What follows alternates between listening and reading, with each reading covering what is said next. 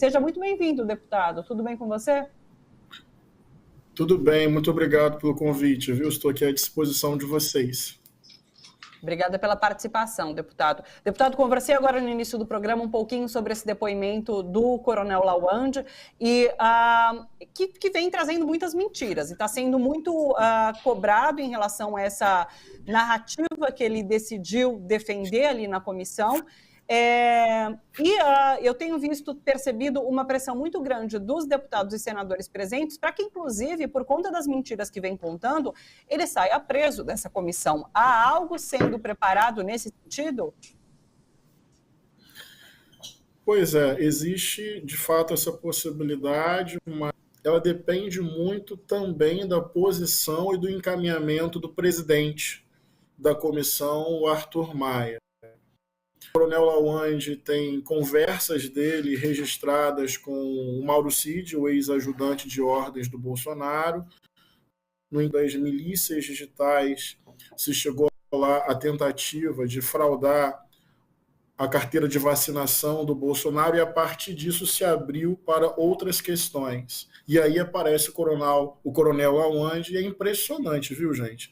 As conversas que ele tem com o Mauro Cid durante um mês inteiro tem esse tom conspiracionista, golpista, esperando ali uma ação do Bolsonaro, é algo assim muito consistente.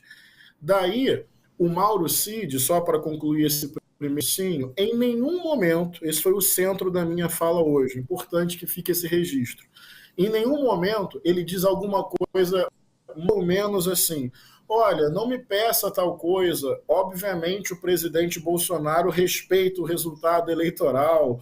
Obviamente o presidente Bolsonaro não questiona as urnas e o Lula será empossado em nenhum momento.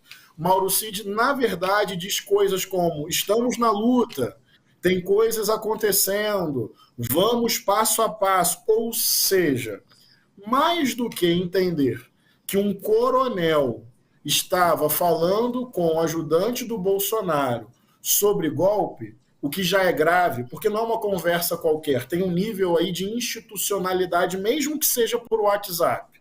Não é só isso. Mas fica evidente a participação do Bolsonaro nesse projeto. Senão, o Mauro Cid de imediato rejeitaria essa conversa conspiracionista. Portanto, estamos chegando ao presidente Bolsonaro, ao ex-presidente Bolsonaro. Isso é o meu entendimento. Hoje avançamos um pouco mais nesse sentido. Perfeito. Deputado, nós estamos também com o advogado criminalista Fernando Ideu. Eu vou conversar com os dois sobre essa CPMI que acontece nesse momento. E quero saber de você, Fernando, assim, o Coronel Lawande, ele tinha a possibilidade de se manter calado para não criar provas contra si mesmo. Mas ele adotou uma narrativa de dizer que aquele pedido que ele encaminha para Cid, para Bolsonaro indiretamente, é um pedido para que o presidente pacificasse a situação do país naquele momento, o que configura uma grande mentira, né? Mas ele não se mantém calado, e esse é meu questionamento. Ele tem falado sobre isso e tem, com isso, mentido. Como que você avalia essa estratégia do Coronel Lawande nesse momento na comissão?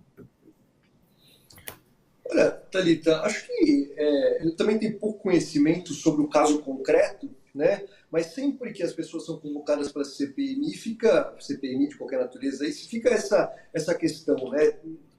Ao depor sobre fatos da condição de testemunha, né? Não se pode alegar o silêncio e qualquer mentira, qualquer falso testemunho pode ser criminalmente responsabilizado. Por outro lado, ao depor na condição de investigado, né, aí há o direito ao silêncio e não há consequência jurídica para mentiras que se conte, né? A questão é estabelecer fronteiras, né, sobre quais fatos ali se está respondendo na condição de testemunha e sobre quais fatos está se respondendo na condição de investigado, né? Mas eu acho que de tudo que está sendo apurado aí, acho que há uma conexão, há um arco aí, né, da narrativa que foi plantada aí, ao que tudo indica, será reconhecida agora pelo Tribunal Superior Eleitoral como uma responsabilização pela inelegibilidade do Jair Bolsonaro, ao menos, né, de que tudo aquilo que foi plantado, esse discurso, né, já ali divulgado na TV estadual, na TV Brasil, e da reunião, do conteúdo da reunião ali com os embaixadores, né, já assinalando para o questionamento ao processo eleitoral, tudo isso vai gerar, vai incentivar, vai servir de combustível para os atos que estão sendo agora apurados na CPI, né, os atos antidemocráticos, aí, golpistas do 8 de janeiro. Há esse arco, e eu acho que é muito importante que o deputado traz para a gente aqui, esse raciocínio é muito importante que seja efetivamente apurada essa conduta, sejam apuradas essas condutas que estimularam, né, e que naturalizavam nos diálogos esse golpe que não há dúvida de que estava na cabeça dessas pessoas. Perfeito, porque inclusive, deputado, há uma mensagem que diz o seguinte: ele precisa, quer ver? Ele não pode recuar agora, ele vai ser preso. Essa mensagem de Lawande para Cid. E é muito interessante que quem recua é porque já começou, né? Então, assim, já havia um golpe sendo construído por Bolsonaro para que Lawande dissesse isso. Olha, ele não pode recuar porque ele vai acabar sendo preso, ele vai para Papuda. A frase de Lawande é essa, ele não vai recuar agora. E nessa linha cronológica que a CPI tenta construir, busca construir, a gente tem isso, tem um golpe em construção e Lawande diz, a gente não pode parar agora, certo? É para eu comentar? Não sei se foi para mim. Você mesmo, deputado. Quero que você comente um pouquinho sobre. Sim, não, eu estou aqui com um trecho. Pelo amor de Deus, Sidão, pelo amor de Deus, faz alguma coisa agora. Convence ele a fazer. Ele não pode recuar agora. Ele não tem nada a perder, ser preso. O presidente vai ser preso. E pior, na Papuda, cara. Bem, ele tentou dizer que a ação que ele esperava do presidente, a qual ele faria referência aqui, era o apaziguamento do país. Não faz o menor sentido. Aliás, nem os deputados bolsonaristas deram credibilidade e acreditaram no que ele falou. Importante registrar isso. Agora, a resposta do Mauro Cid. Vamos partir desse pressuposto, na minha opinião, óbvia, que aqui é uma tentativa de legitimar o resultado eleitoral. Olha a resposta do Mauro Cid logo abaixo. Mas o presidente pode dar uma ordem. Senão, mas o presidente não pode dar uma ordem. Ele não confia no alto comando. Eu permaneço online porque sumiram as outras... Sim, Eu fui sozinho na tela porque deveria ter caído. Estamos te ouvindo. Beleza, então a resposta é: mas o presidente não pode dar uma ordem se ele não confia no alto comando. Então vamos lá. A resposta do Mauro Cid não foi tipo, que absurdo. Não, nem pense nessa hipótese. O presidente não vai fazer nada. Acabou a eleição, o Lula foi eleito. Não é isso. Aqui, na minha opinião, está indicado que Bolsonaro sabe, que Bolsonaro cogita, que Bolsonaro quer, que Bolsonaro está tentando viabilizar, porém, ele não vê efetividade ainda. Ele não vê um meio adequado para realizar. Ele está vendo uma dificuldade de operar isso porque não confia no alto comando do Exército. Por isso que o depoimento de hoje é importante. Porque o ajudante direto, pessoa de confiança do presidente, não está rejeitando essa tese conspiracionista. Ele só está dizendo, o presidente não pode dar uma ordem agora se ele não confia no alto comando, ou seja, ele cogita, ou seja, ele pesquisa a possibilidade, ou seja, ele quer, na minha opinião, está tentando viabilizar os meios. E depois ele fala, novamente o coronel Lawande, então ferrou, vai ter que ser pelo povo mesmo, vai ter que ser pelo povo mesmo. E insisto, não são duas pessoas conversando na mesa de um bar, é um coronel do Exército conversando com o ajudante direto do ex-presidente Bolsonaro. Por isso que essa é a minha tese. Estamos avançando na identificação de uma tentativa de golpe.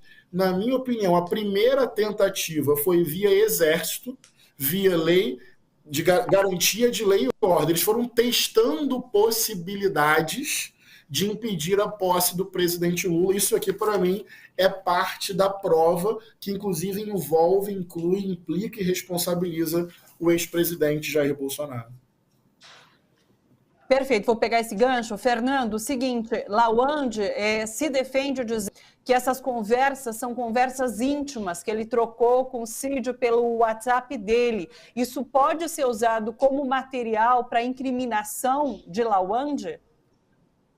Me parece que sim, Thalita, e é muito elucidativo ouvir o pastor Henrique, de quem eu sou fã e confirmo agora, agora ao vivo, que junto com presenciar o preparo, né? Acho que é isso que a gente precisa, né? De deputados aí que efetivamente levem a sério a função, né? De conduzir uma CPI, que é muito diferente, é uma função atípica do legislativo, né? Mas que é muito importante e que deve ser levado com essa seriedade, de se apurar fato. Né? Não basta esse discurso da lacração, de levar lá para muitas vezes para fazer perguntas retóricas, não. Eu acho que fico muito contente, né, de ver o trabalho sendo realizado dessa forma de busca pela reconstrução histórica dos fatos, que é efetivamente isso que precisa ser feito no âmbito de uma CPI. Né? E eu acho que esse argumento de que são conversas privadas não vai prosperar, não tem como prosperar. Né? Há uma causa legítima para o acesso a esses diálogos, né? E há um caráter de oficialidade nessas comunicações aí, estão tratando não de assuntos de vida privada, e sim de assuntos que impactam, inclusive, a soberania nacional, e me parece que a prosperar, né, esse trabalho que vem sendo muito bem conduzido, muito bem direcionado, caminha-se para a responsabilização dessas pessoas e para chegar no maior líder disso tudo, né, que seguramente tinha conhecimento, estava atuando para impedir a eleição democrática como foi no nosso país. Fernando, você sabe nos dizer se existe essa possibilidade de fato, Lawande sair preso dessa comissão a partir de uma mobilização dos deputados, dos senadores? Eu não acho que seja o caso, tá, Thalita? Eu acho que deve ser respeitado o devido processo legal, né? Uma pessoa, o que ele poderia ser preso aí, falar, prisão por falso testemunho, não acho que isso, né? Eu acho que ele está sendo investigado, né? Ele não é obrigado a falar a verdade em qualquer investigação, né? Esse é o nosso direito, né? Temos direito ao silêncio, temos direito, né, enquanto investigados, a não produzir prova contra si, né? Então, acho que não é caso aqui da CPI decretar a prisão de quem quer que seja, mas sim de fazer esse trabalho de reconstrução histórica dos fatos, que é o mais importante, né? Que é elucidar, é trazer luz ao que de fato aconteceu, ao que essas pessoas estavam tramando, aos crimes que estavam cometendo. Então, não acho que seja caso da CPI responsabilizar pessoas, não é papel da CPI responsabilizar pessoas, e sim revelar e apurar os fatos, né? A responsabilização caberá futuramente numa ação penal ao Ministério Público, ao Poder Judiciário, né? E eu acho que vai acontecer, né? Desde que esse trabalho não seja freado, esse trabalho continue nessa toada, eu acho que tende a ficar clara tende a ficar claro o papel e, consequentemente, ficar clara a responsabilização dessas pessoas, né? E eu acho que a gente caminha para isso, mas não vamos nos iludir achando que a CPI responsabiliza a pessoa, sanciona. Não, a CPI tem esse papel de revelar, e eu acho que está sendo muito bem conduzido. Perfeito. Pastor, você comentou sobre estarmos chegando a Bolsonaro, seja por vias de achar ali Bolsonaro envolvido nessa tentativa de golpe, mas quando o Lawande decide por essa estratégia de dizer que ele pediu um apaziguamento do caos por parte de Bolsonaro e ele não dá essa ordem, há também uma omissão por parte do presidente nessa estratégia trazida por Lawande. Pois é, eu falei isso para o Lawande, inclusive na CPMI. Considerando a hipótese de você estar falando a verdade, que na verdade eu não considero, mas vamos supor, o que eu estava pedindo era que Bolsonaro se pronunciasse pedindo o apaziguamento. Bem, isso não aconteceu. Logo, por essa linha narrativa, Bolsonaro também estaria implicado por omissão e por não dar a sinalização adequada para o respeito ao processo democrático, ao rito democrático, à transição de poder. Eu falei isso para o Lawande, olha, se a sua tese for verdadeira, ainda assim o Bolsonaro está implicado em algum nível. Mas cá entre nós, com muita sinceridade, sem espetacularização, não é esse o meu perfil. Eu procuro fazer de maneira correta, respeitando o devido processo legal, o direito ao contraditório, a presunção de inocência, o regime democrático mesmo, em qualquer circunstância. Quem está acompanhando o meu trabalho, acredito que está vendo isso. Firmeza, consistência e busca de verdade, nem de revanche, não é a minha mobilização pessoal. Mas, assim, foi muito tragicômico o que ele fez. Ele tentou sustentar uma tese que isto, nem a base bolsonarista concordou com ele, que ele estava eventualmente emocionado. Só que, olha só, as mensagens com Mauro Cid ultrapassam um mês. Então até a deputada Jandira falou isso. Uma perdurou durante um tempo. Então a tese calor do momento e emoção não foi calor do momento, não foi só emoção, porque foi uma conversa que passou de um ponto. E dizer que ele estava pedindo ao presidente Bolsonaro que apaziguasse os ânimos também não faz nenhum sentido, não se sustenta. Peguei aqui um outro trecho, por exemplo, que ele, quase que um mês depois, olha só, gente, dia 21 de dezembro, essa conversa começa em novembro, 1º de janeiro, dia da posse do presidente Lula. Ele fala, na escuta, soube agora que não vai sair nada. Decepção, irmão. Entregamos o país aos bandidos. Olha isso. Entregamos o país aos bandidos. Vamos lá. Um exercício de imaginação aqui. Na tese dele, que ele tentou defender, os bandidos seriam os bolsonaristas, que estavam caotizando a sociedade e não respeitando o processo eleitoral. Então, o presidente Bolsonaro estaria se omitindo diante dos bandidos que eram seus seguidores. Essa seria uma narrativa. Mas não é isso. Evidentemente, ele está se referindo ao novo presidente eleito, a Lula, ao campo petista, ou da esquerda. E se é isso, então ele estava conspirando a favor de um golpe, não respeitando o processo eleitoral. Ou seja, eu acho o depoimento de hoje importante para o campo democrático. Eu não estou reproduzindo a ideia de que é governo versus oposição.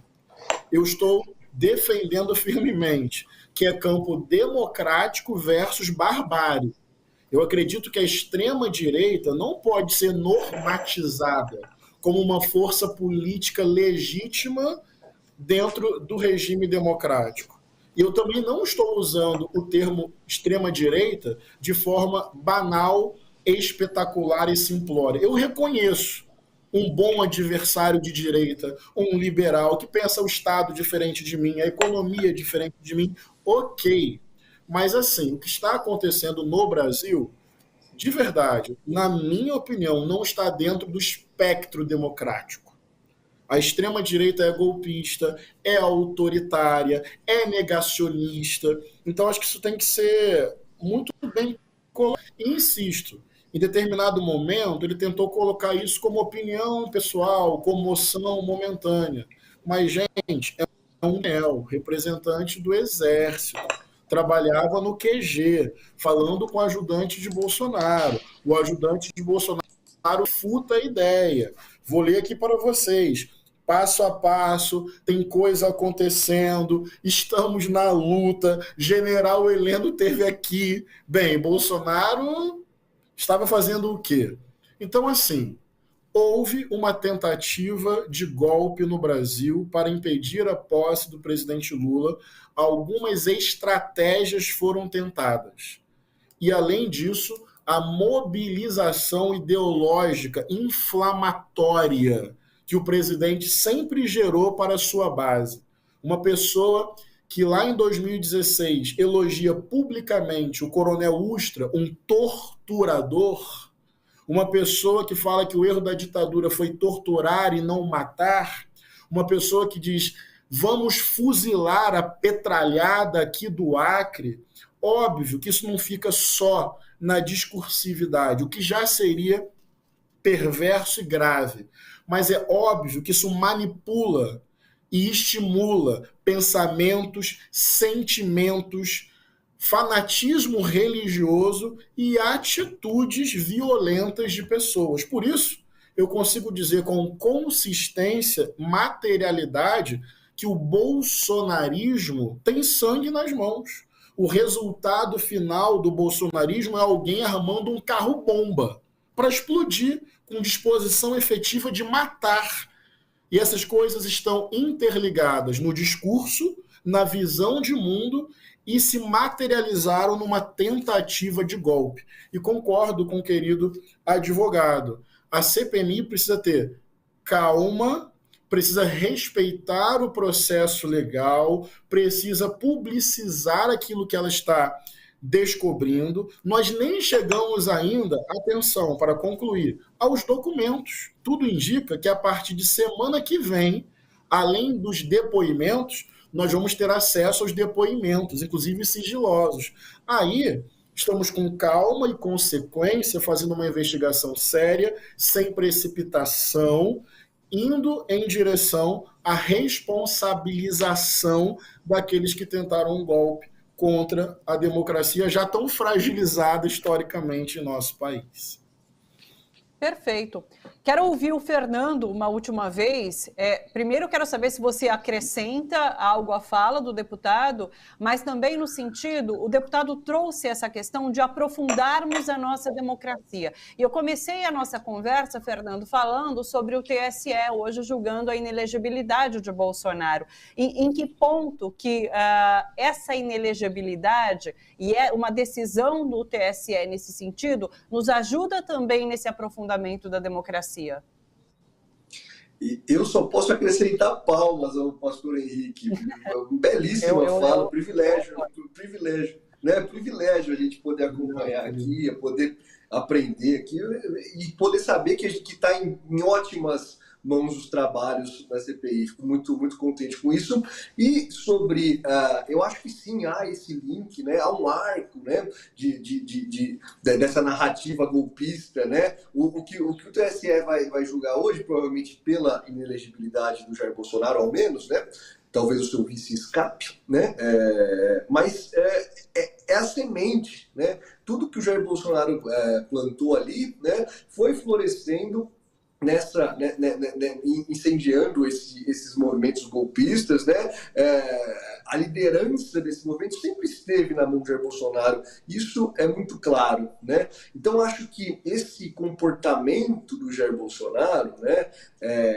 Arbitrário, né, contra as eleições, declaradamente contra o resultado das urnas, né, e tudo isso vai gerando consequências em diversas esferas. Acho que a ação que hoje, né, começa a ser julgada, até começou ligando com a leitura do voto, mas hoje começam a ser proferidos os votos no âmbito do Tribunal Superior Eleitoral.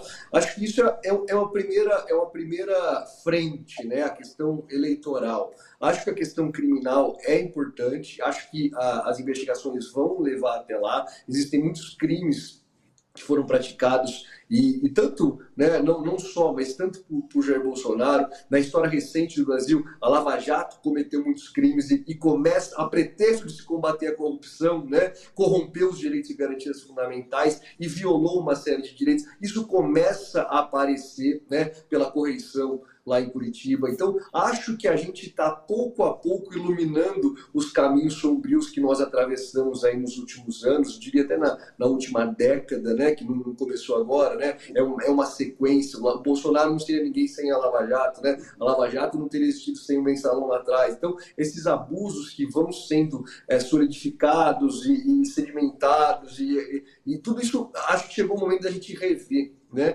e que bom que a gente tem pessoas competentes como o pastor Henrique cuidando né, disso e trabalhando por isso, trabalhando por iluminar tudo que foi feito de arbitrário, de criminoso nos últimos anos no nosso país. E que bom que a responsabilização pode vir para não apenas reparar injustiças, mas para dar exemplo de que para que isso não aconteça no futuro novamente.